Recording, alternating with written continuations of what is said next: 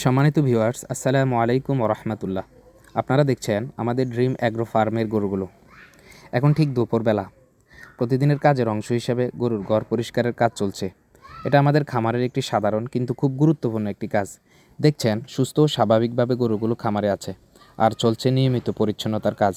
বেলচা দিয়ে গোবর পরিষ্কার করা শুধু পরিশ্রম নয়, এটা গরুর স্বাস্থ্য রক্ষার প্রথম শর্ত। পরিষ্কার খামার মানেই রোগ কম, গরুর আরাম বেশি এবং মাংস এবং দুধ উৎপাদন ভালো। এই গোবর আমরা ফেলে দেই না, এটা পরে জৈব সার হিসাবে কৃষিতে আমরা ব্যবহার করি, যা জমির জন্য খুবই উপকারী। এখন আপনারা দেখছেন খড়ের পাড়া থেকে যত্ন করে রাখা খড় বের করছি।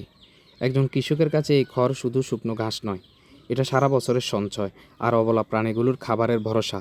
যত্ন করে রাখা এই খড়ই গরুর সুস্থতার অন্যতম ভিত্তি। আলহামদুলিল্লাহ, গরুর মুখে খাবার দেখে একজন খামারির মন ভরে যায়।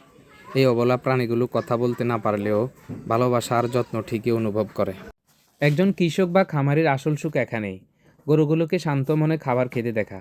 আল্লাহ তাআলার কাছে দোয়া করি তিনি যেন আমাদের রিজিকে বারাকা দান করেন এবং সকল কৃষক ও খামারিদের পরিশ্রম কবুল করেন। এখন আপনাদেরকে আমি দেখাবো আমাদের খামারের কিছু ছাগলের বাচ্চা। আমাদের খামারের এই ছোট্ট ছাগলের বাচ্চাগুলো আল্লাহ তাআলার এক সুন্দর নিয়ামত। এদের দৌড়ঝাঁপ, লাফালাফি আর চঞ্চলতা দেখলেই মনটা আনন্দে ভরে যায়। বাড়ির আঙ্গিনায় লাগানো বেগুন গাছগুলো আজ ফল দিয়েছে। নিজের হাতে ফলানো সবজি তুলতে যে আনন্দ, তা সত্যিই অন্যরকম। এখন আপনারা দেখছেন সিম খেতে কাজ করছি।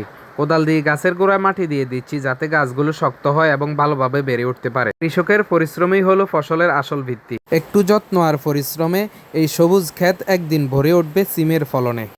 ভিডিওটি ভালো লাগলে ফলো দিবেন এবং লাইক, কমেন্ট, শেয়ার করতে ভুলবেন না। ধন্যবাদ সবাইকে।